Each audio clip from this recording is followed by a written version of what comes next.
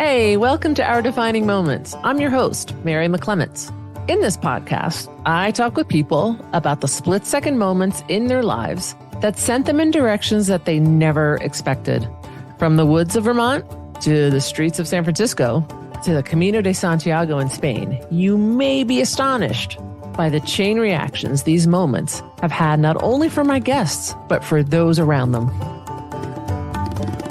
Good morning or afternoon, or maybe 2 a.m. This is Mary McClements, and today, which is someday in October, I'm not sure, October 11th, 2022, I have the privilege of spending time with Nicole Hausen, a social media expert extraordinaire and creator of all social media for Our Defining Moments and Take Passage Coaching. Thank you very much. Nicole's business is called AIM Social. And from what I know of Nicole and what I've seen on some videos is that it was a pretty successful business really quickly. Nicole was born in Windsor, Ontario, and is actually in Canada right now. And so welcome. Thank you so much for having me. I'm super excited. I am super excited to have you, and I'm so thankful that you're willing to be here to talk about your defining moment. Absolutely. So, success as a social media expert. What I don't know, what's something that you want people to know about you, whether it's your work or personal or Yeah. So I know you said that I became successful very quickly, and it's funny because I was in business for 6 years and then I got successful really, really quickly when I pivoted. But I mean, I got my first client like a month in, so it worked out nice. But wow. Things about me, besides the fact that I run a business and I am obsessed with social media, Which I feel like, thank God somebody is. I have a love-hate relationship with social media like every other person. I have lots of boundaries when it comes to my social media, and that could be a whole nother podcast. But I have good boundaries with my social media, and I totally encourage other people to do the same. But Good. Yeah. It's like this weird necessary evil that I fight against. Yes. Yeah, fight against. And it's confusing and things change all the time. And so again, I'm so glad that you're doing this and not me. Yep. That's why I'm in business, because there's so many people that just don't want to do it themselves. Yeah. It's fair. Yeah. There's days I don't want to either. Yeah. And I'm trying to think of like what would be a good comparison of something maybe 20 years ago or 30 years ago that people were like, oh, I don't want to do that. I'm so glad somebody else really likes it. I can't think of anything right off the top of my head. Yeah. I don't know. I'll think of something and get back to you. So tell me a little bit about like who's Nicole aside from your work and your business? Like I don't know. I always like to ask people about their childhood, but you don't have to, you can share anything you want. Sure. So in terms of childhood, I was raised on a dairy farm and a cash crop. So I learned how to work hard at a very young age. Oh, that's paying off well. Yes. Yeah. So my parents aren't quite sure where I came from because I'm obsessed with social media and online marketing and sitting in front of a computer. And that is not my family at all. I'm also a mental health advocate, which we'll get into a little bit about why, but nice. Huge mental health advocate. And I am obsessed with coffee. Are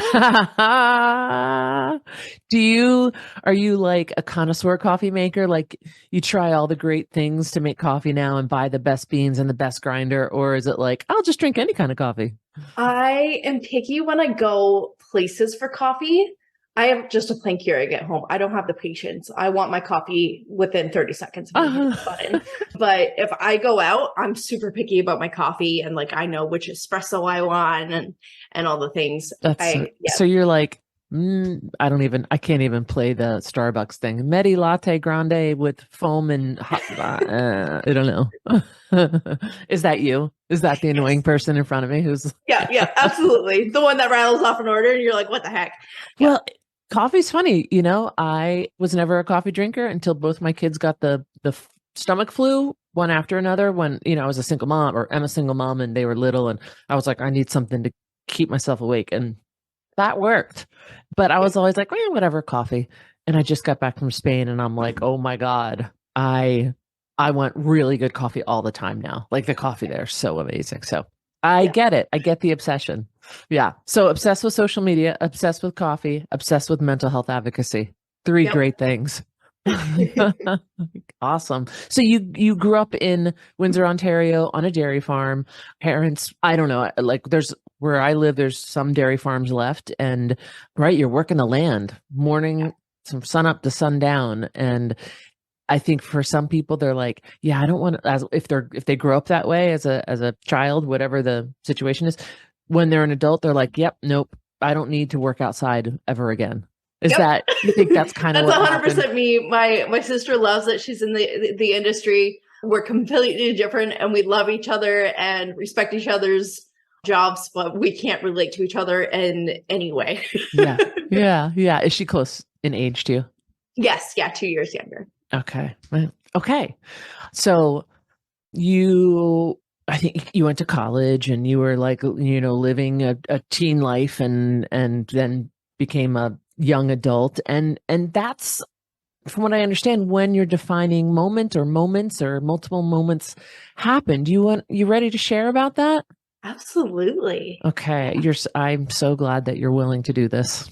So I, back in 2013, moved away from home kind of abruptly. It was very abnormal for my personality. I was in Bible college and then I moved in with a guy, like just Wow. completely opposite ends of the spectrum. Like I'm moving, I'm leaving everybody. Also, I'm moving in with a guy and nobody can stop me. And it was Yeah. like, what is happening to Nicole? And so it was a little bit concerning, but nobody really knew what was going on. Turns out now we know I was having a manic episode. So I have bipolar disorder and I'm very open and honest about that. So I was having a manic episode, but at the time I wasn't diagnosed. So nobody knew what was going on other than Nicole is off the rails or whatever. Yeah, like what is going on? Were your parents like, oh my God, she's moving in with a man? Yeah, it was just, it was Oh. so, I dropped out of Bible college. Well, I had to. There's certain rules you have to follow when you're in Bible college. And moving in with a guy is a rule that can't be broken. Yeah, it's one of those things. They're like, that's frowned upon. Yeah. So I ended up dropping out and moving up to Belleville with him and living up there. I'd been dating him down here for a while, and then we were in a long distance relationship for a little bit. So I moved up there, and it was just my whole personality and everything about me kind of changed. And it was very odd. Wait, can I pause a second? So, yeah, absolutely. So, in what ways did your personality change? And since we don't really know you before, Yes. you moved in with the man. Yeah, like what were the differences? I grew up in a family where debt was not a good thing, and we were always very careful with our money and that sort of thing. I spent money on the stupidest things and just racked up credit bills and stuff. I was drinking a lot more, something that, again, well, my family, we don't drink. So I was drinking after I ended up breaking up with my boyfriend at the time of moving out, and I was sleeping around. I was doing all these things that were not even close to what normal Nicole would be doing. Yeah. And so were you able to recognize it at the time? Or is it like, I look back now and I'm like, wow, that was pretty wild. There was moments where I'd be like, what is happening to me? And it felt weird. And I remember at one point I was in the hospital, and I'm getting ahead of myself, but I was in the hospital and I was like, I don't want to be this person. Like, I don't want to be sleeping around. They're like, well, then don't. And I'm like, you don't understand. Yeah. I can't stop it. Yeah. That's like the worst advice. Well, just don't do it. Don't do it. Yeah. And they didn't really understand where I was coming from, and they didn't understand. I was a college student, and they kind of wrote me off. But essentially, what comes up must come down. So I went from manic episode to severely depressed. So I saw a doctor. They gave me an antidepressant, which then caused another manic episode because of spending and sleeping around and drinking. Yeah. Okay. So nobody explained to me how to take the medication properly. That you have to take it consistently for it to work. So I take it or be like, oh, I feel great. Stop taking it. Drinking while you're taking your meds, you're not supposed to do that. Just all sorts of things. Nobody explained any of this to me. Oh my God. In the process, I started experiencing migraines. So they started giving me other medications. to help with that. I was in the hospital many times for morphine I was like, my brain's going to explode. Oh my God. Couldn't figure And out what was going on. they weren't questioning like combination of drugs No, okay. Not even All a right. little bit. And people are like, Canadian healthcare. It's so good. I mean, it is, but not in your situation. It doesn't seem to be. Half my face started going numb. And we now know I was having mini seizures. Oh, shit. They had no idea what was going on. So I was in getting like MRIs and do you have a tumor and all these things. And which then of course is totally affecting my mental health because what if I'm dying? Yeah. So it was a mess. Yeah. It sounds like a mess. And it sounds like they were doing far more harm than helping you. And how old were you? I would have been 20 at the time. We're going to take a short break now to hear from our sponsor, Take Passage Coaching. This is still Mary, and I happen to be the owner and lead coach of Take Passage Coaching, and I'm thrilled I asked myself to be my own sponsor. Seriously though, Take Passage Coaching is a trauma-informed transformational coaching practice that supports people who are ready to move from uncertainty and doubt to the ability to clarify what they expect from themselves. At Take Passage Coaching, I work with clients to help them look at their negative thoughts not as the messy parts of themselves to stuff away, but how to use those thoughts as fuel. I know you've probably heard all of the promises before, and you may have been working on your stuff for ages with not much progress. But one reason why Take Passage Coaching is different is that I celebrate all of your messy parts, the parts you're embarrassed about, the things you may consider weaknesses, and I help you to see them that they are all gifts and they are all strengths. So whether you're someone who has experienced trauma, and if you're human, you have, or are ready to do the scary things in life that you've been telling yourself you can't, Take Passage Coaching is ready to help you with the transition and change that you want. So go ahead and reach out to takepassagecoaching.com to book a free exploratory session and take good care. And were your parents supportive, or were they like, yeah, you ran off with a guy, we're just going to keep our distance? They loved me, but I had pushed them away. Yeah. So they were there to support me. And like when I decided to break up with him, I surprised my parents and came home. And I remember like I was just shaking. Yeah. Because I was like, I don't know how they're gonna react. And I was like, I'm breaking up with them. And they're like, okay. Yeah. Welcome back. Okay. And I was like, I don't want to move home. And they're like, okay, all right. Well, you're in school. Like we support this. Like let's see what you can do. And so I moved in with another family, and it was good. They didn't understand my mental health. We didn't understand. No, it sounds like no one did at that. Yeah. So you're in the hospital, in and out, they're giving you morphine for your headaches. And so continue the story. What happens? So I ended up getting severely depressed, and I went into the hospital many times to say, I'm not okay. I don't feel safe. I think I'm going to attempt suicide. And they would send a crisis worker, and they talked to me for a few minutes, and they'd send me home. Oh God. This happened 15, 20 times. Do you know why they would just talk to you and then send you home? They didn't have the resources. Yeah. There was nothing they could do for me. And was this a small hospital, like a community hospital? What? It was a community hospital. I'm not really sure everything that was going on. I was also a college student. So they were like, she's just stressed with school. Yeah. She moved away from her parents for the first time. It's a teen thing or whatever. So they kind of wrote me off. Yeah. So I ended up going to the hospital multiple times. And finally, the last time I went in, I looked at the doctor. I said, if you don't admit me, I am going home and attempting. Oh, shit. And they sent me home. Oh, God, Nicole. Oh, my God. Wow. Yeah. Oh, that just got chills. That's like... I don't think I have words for that right now. No. Other than holy shit. Yeah. Sorry. No, it's okay.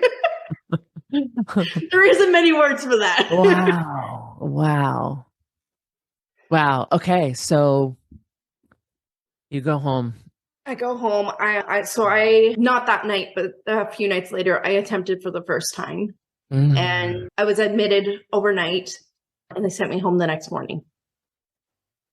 They didn't hold me. They didn't admit me, nothing. Did you get counseling at least? They sent a crisis worker in at like 2 or 3 in the morning, and to this day, I have no idea what she said to me or what I said to her. I have no memory. I was in and out so much. I didn't know what was going on. So they sent me home, and that following night, I attempted a second time.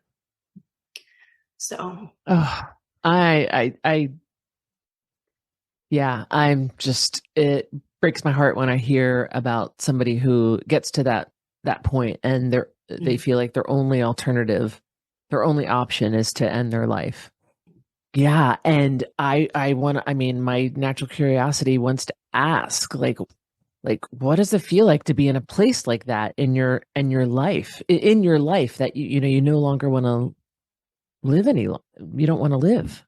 What is that like? it's not fun. Yeah. I just felt so broken, and I didn't know how to fix what was going on in my life.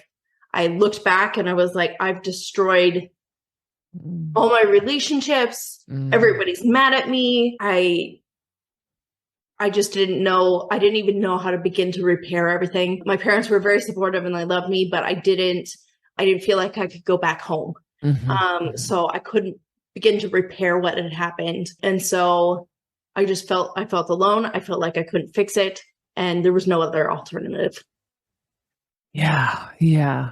And you're 20, and like your frontal cortex, it's not developed yet. So problem solving is still really hard. Yeah. Perspective can be really hard, forward thinking, all of that. Oh my gosh.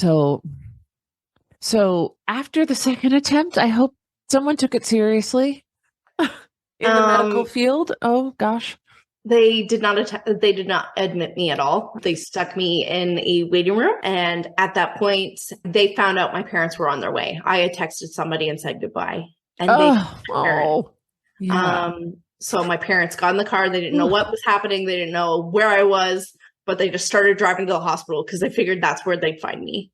So they texted somebody else who was in the waiting room with me. I honestly, to this day, I have no idea all the logistics of who did what. Yeah. But they knew they were coming. I was terrified because it's like, oh, they're going to be mad at me. And they got there, and the doctor met them outside of the waiting room, and he said, you need to take her home or she's not going to make it home ever again. Wow. And he's like, we can't help her here. And like your parents probably weren't equipped. Like, well, what do we do? Do we stay up and watch her? Do we like not let her go to the bathroom by herself? Like what? Yeah. Oh my God. They didn't understand. They didn't even know about the first attempt at that point. And this is 2013. So it's 2014. Yeah. 14. Okay. Yeah. Wow. I'm shocked. And oh my gosh, like poor everybody, poor you, poor parents, it's so heavy. And again, I'm my heart goes out to you and your family. I think I've shared with you that my daughter's also bipolar and attempted to take her life. It's really fascinating to hear the other side. Yeah. Yeah. And so when you say, oh my gosh, my parents, they might be mad at me. Oh my God, that's the last thing. It's the last thing I never even thought about being mad at my daughter. And I'm pretty sure your parents felt the same. All they cared about was me at that point. They were willing to do whatever needed to be done. They were honestly just happy that I was still alive when they got there because they didn't know anything. So they ended up releasing me to my parents. We stayed in a hotel for the night. We packed up my whole everything and they drove me home that night. And I moved home. So was the defining moment your attempts, or was it something that happened afterwards? Something that happened afterwards. Oh, okay. So drum roll. What is so thank you for sharing that. And you're so brave. I feel like anyone who talks about their experiences with attempting to take their life, or I don't know what the PC way. I feel like saying like attempting suicide isn't the PC way anymore. I feel like it's like attempting to take one's life. I'm not sure. You can say it however you want because it's your story. But when I talk about it, I'm like, oh, I'm not really sure. But I say attempted because I attempted, but I wasn't successful. Yeah. So I say attempted, or I tried to take my life. Okay. But yeah, I don't know what the official. Yeah. So yeah, I know you're not supposed to say committed suicide. yes. That I do know. Yeah. But my point being that the fact that you're willing to talk about it, and I think want to talk about it because it's something that we need to talk about, and Absolutely. only the people who have been there, they're the best. I feel like they're the best folks to talk about it, and we need to listen. So thank you for being brave and for being willing. Okay, now the drum roll. What the true defining moment? So my parents brought me home, and they brought me into the crisis center a couple days later. It was Labor Day weekend. There was no. Of course, it always happens. Exactly. It always happens at the worst time. So they brought me in the Monday or the Tuesday. They found out when the crisis workers and everybody would be there, and when a psychiatrist would be there. Because my mom just went online. She's like, guys, I don't know what I'm doing. This is brand new to me. Like, what do I got to do? And somebody contacted her and told her where to go. Good. Thank goodness for that person. Yeah, absolutely. To this day, I have no idea who did that either. It's probably something I should thank them for, because they were a vital part of saving my life. I'm sure they were happy to help, even if you don't thank them. Yeah. So they brought me into the hospital, and they made sure that I was safe and everything. My parents weren't letting me go anywhere by myself, and I was like, I want to go for a walk. They're like, great, we'll go with you. And I was like, no, I want to go for a walk. And they're like, nope. So they kept a really close eye on me. And so they brought me in, and I remember just being so ashamed of myself. I sat there and I told them my story. My mom's hearing my story for the first time ever. Well, she's sitting there, and I was so numb and done, because I was like, I've destroyed everything. In the process of packing up, my mom collected all the meds that I had been on and put them all in a bag. Smart. Yeah. Yep. So she handed that to the doctor, and the doctor's looking through the meds. And I couldn't make eye contact with her. I was so embarrassed. And she got down right in front of me and she made contact with me. And she goes, this is not your fault. And I was like, oh my God. She's like, so much of this is not your fault. One, you have bipolar disorder.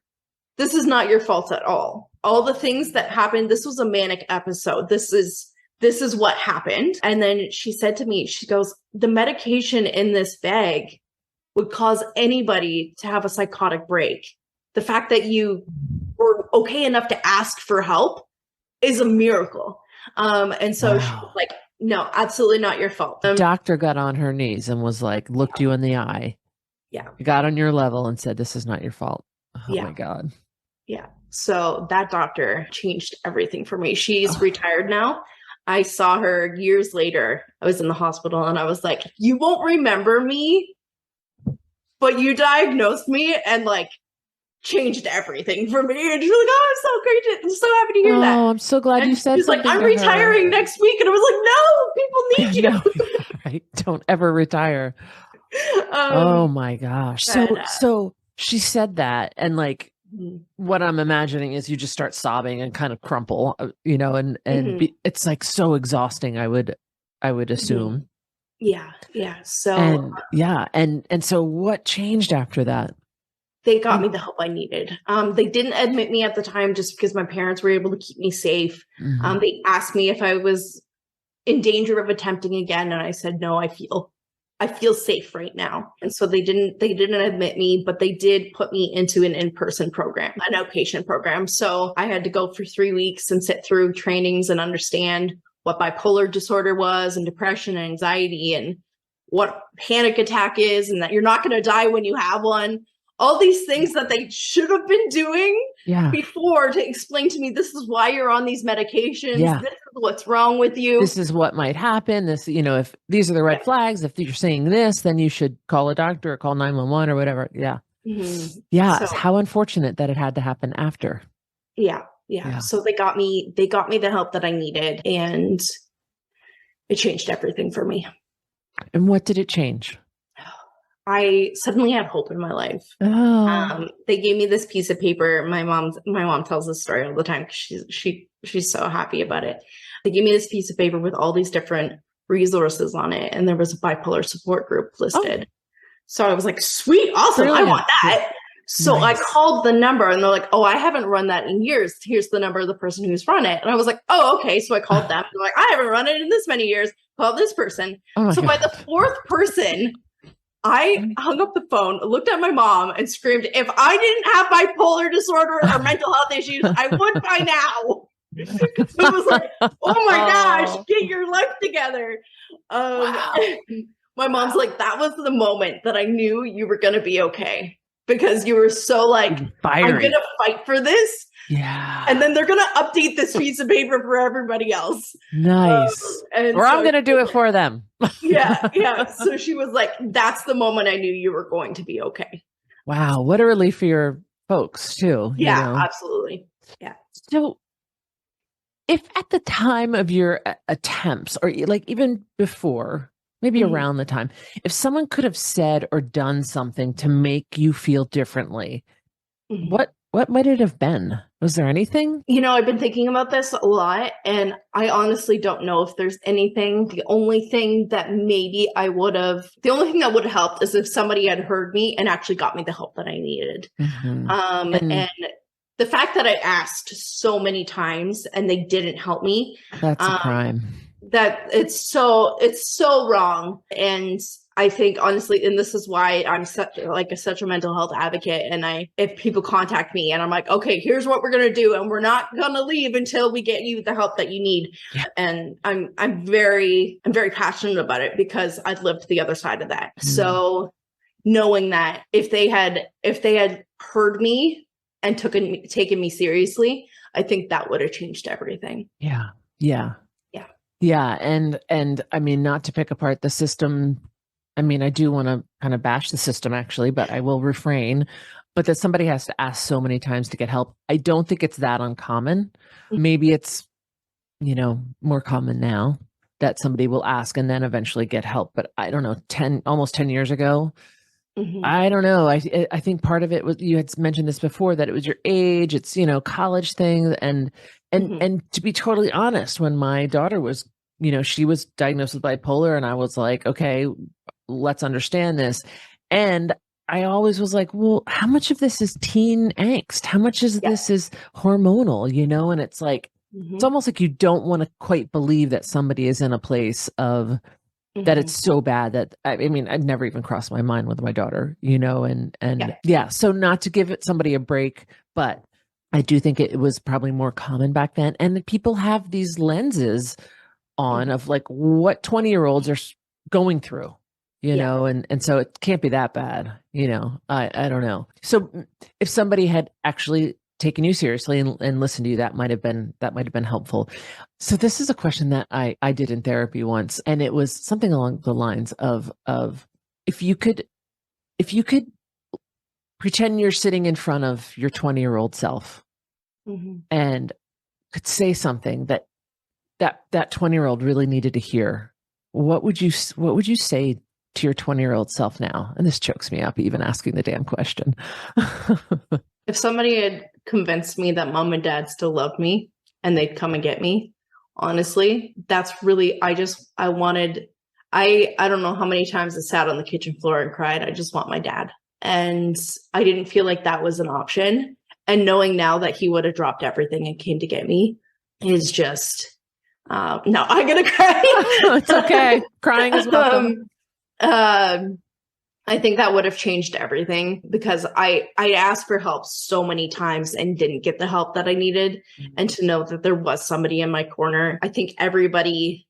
And so one of the things I always say is you're not alone and you are loved. And those are the things that I needed to hear at that time. And I felt so alone and I didn't feel loved. And that's what got me to that point. So it's like the tricks our brains play on us when we're going through shame, right? Absolutely. Like, because you not reaching out to your parents, I don't think had anything to do with how they felt about you, or, it's like what you convinced yourself, like, I'm putting words in out there, but like, I'm worthless, I'm nothing, I've destroyed these people, whatever. I couldn't possibly reach out now. And it's, it's like, I am in such a vulnerable place, but the reels, the stories that go through our heads prompt that completely. Wow. So you would say, call your dad. Call my dad. Oh, Yeah. does he know this? I don't know if he does. Maybe he'll listen to the podcast. There we go. Yeah, I'll tell him to listen. Somebody else will be crying at that point. Yeah. So you've talked about your mental health advocacy, which is amazing. And it's one of those beautiful moments where wonderful things can come from the darkest moments. I want to hear about your mental health advocacy, but I'm curious if you feel like I'll just use darkness. If you have a better analogy, please go ahead. But the darkness, the dark place that you were in, the low place, is that equal to the light and where you are now? Is it pretty like, yeah. Yeah, for sure. I was in such a dark place, and I've had times since then that I hit that dark place again. Yeah. But knowing I have the support this time and I have my support system, that's why I am okay. Yeah. So yeah, I can safely say I am a completely different person than I was. The original Nicole. Oh, original Cole is so far gone, and this one's way better. We like her a lot. So. Oh, we do like her a lot. Yeah. That's amazing. And so with your mental health advocacy, what's something that you can, if somebody's listening to this podcast who has been there or is there or whatever it might be, what are, let's say, 3 things that you could offer to somebody for help, for support? So I'd love to give the number to the crisis center, but I don't know where you're listening from. So I would find out what that crisis number is and call them at any time. That's what they're there for. And they're, for the most part, really great. I should know what it is here off the top of my head because I've called it. Yeah. I should too. A lot of them have like a nice little code that you can. Yeah, it's like here it's like 411 or 114. I don't know. Don't quote me on that, but hopefully it's not just people in Vermont listening to this podcast. So know or find and call your crisis center. Yeah, I have it saved in my phone. Because when I am in crisis, there's no way I'm going to remember a phone number. So I have crisis line saved in my phone. Yeah. So I can call. I have my therapist and my psychiatrist and everybody in there. So I can call whoever I need in that moment. So I would do that. And then the other thing that I talk about a lot is when you are in a good space, sit down and figure out what your game plan is for when you're not in a good space. Yeah. Because it's really hard to figure out what to do when you're not okay. Yes. But when you are okay, make that plan. So it's not that you're planning for bad times, but bad times are going to happen. So what are we going to do? Yeah. And so I have a step-by-step. This is what I'm going to start with, and this is what I'm going to do next. And who you're going to reach out to. Exactly. Call my psychiatrist, see if I can get in immediately. If I'm not safe, I'm going to tell her, but I'm also going to call a crisis center, and so we have that list of all those things. So I'm lucky that my psychiatrist works in the hospital, so she has an in and she can get me in immediately if I need to, but make that plan. Yeah. Yeah. And what might be the third? If there is a third. Yeah. Do your research. One of the things I did was I got paired with a psychiatrist and I wasn't really a fan of them. They fought me a lot on my diagnosis, which I was like, this diagnosis makes a lot of sense. Well, let's not mess with that. Yeah. And so I did some research and I looked for the psychiatrist that specialized in bipolar disorder. Great. Good. And I got on a waiting list. You have to sit on a waiting list. Unfortunately, that's how it is everywhere. Get yourself on that waiting list immediately. So that way in 6 months, a year, whenever you can get into them. And my psychiatrist is specialized in bipolar disorder. I don't have to explain myself when I'm talking about that. I have PTSD as well, and she gets that. And so I don't have to explain, well, I'm having this panic attack because I had a flashback from my PTSD. She gets it. Yeah. And so do that research for yourself when you are okay. Yes. So that way you can get understanding whatever it is that you have been diagnosed with, like understanding what it means and like what it can look like and what it isn't even. Yeah, absolutely. Yeah. Wow. Okay, great. So you also said, I tell people, do you work at like a crisis hotline? When do you tell people this? Yeah, so I do a lot of podcasts actually where I'm talking about my story and doing it on the radio and that sort of thing. I've done Wait. one on the news once. What's your podcast? Hold on. Hold up. Hold up. Oh, it's not my podcast. I just Oh, do it you do on other Oh, great. Oh, good. other Okay. people's podcasts. Okay. Yeah. And so I do that for a very long time. I ran a website. It's still up. I still pay for the domain and everything. It's called defyingshadows.com. And it has all the stories and things that I wish I'd known. And I think there was like 15 other people at one point, probably like closer to 30 total. And did you call it Defining Shadows? Defyingshadows.com. Okay. Defyingshadows.com. And so all our stories are there, what we've learned through our past experiences. So you can find that they're all still up. I also write for The Mighty, where I talk about my mental health. So I do a lot of that. So I just want to go back to that moment where the doctor said the visual of her getting down on her knees is like, I mean, that's just intense as it is. And then saying this is not your fault. Mm-hmm. If she hadn't done that, what do you think might have happened? Where you would be now? Do you think it would be different? Same? I think it would be. I still have a sticky note that I wrote that day where it says, "This is not your fault. It's not sticky anymore. It's pinned to a board." Yeah. But I have that sticky note still to this day. And I look at it all the time when I think back, and that shame and everything isn't there anymore because I can remember this is not my fault. Yeah. And I think knowing that and having somebody tell me that was everything for my healing. Yeah. I would have spent years in therapy talking about all the things I'd done wrong and all the shame and trying to get over that. And just to have somebody who's completely like out of there. And she did it in front of my mom too, which was wonderful because my mom's like, "Yeah, it's not your fault." And I was like, "Yeah, my mom believes me." That's awesome.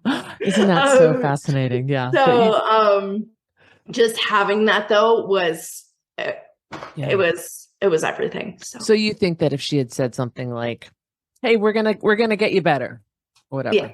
It wouldn't have said this. It wouldn't have done the same impact for sure. It would have helped 100%, but I think I would have spent a lot longer in therapy trying to get through everything. Yeah. And I'm stuck on her getting down. I mean, it's so personal. Mm-hmm. It was so on your level. And if she had just sat in her chair and been like, "Nicole, this isn't your fault," do you think it still would have had the same impact? I wasn't looking at her. And so she met my eye contact. She got down. She didn't like, "Look at me." Yeah. Which wouldn't have helped in that situation. Right. So that moment, and her doing that,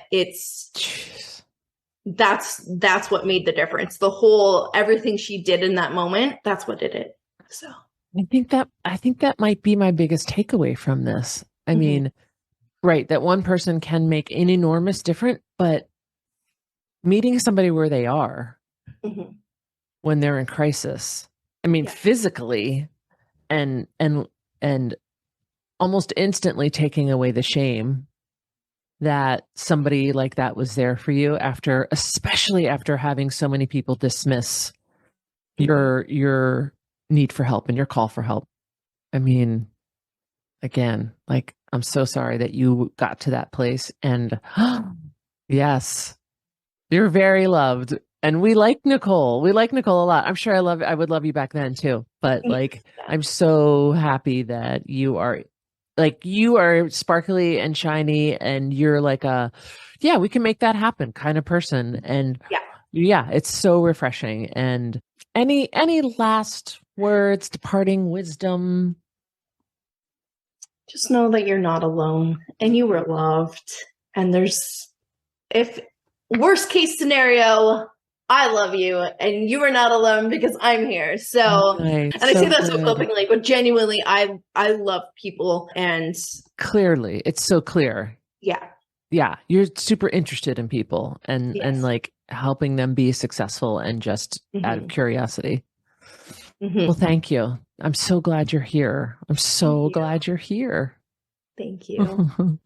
Thank you for your time today. And DefyingShadows.com is a place that people can go and get resources. Look for your writings in the Mighty, among other places. Yep. All right. Thank you, my friend. No problem. Thank you. Bye. This has been Our Defining Moments with Mary McClements. I'm back next week with more stories of moments in time that changed someone's life forever. Please rate and review the show and subscribe wherever you get your podcasts. If you have a defining moment and want to share, head over to the Our Defining Moment website at ourdefiningmoments.com and click on Share a Moment. I'm always interested in people's stories, and I may feature you on the podcast.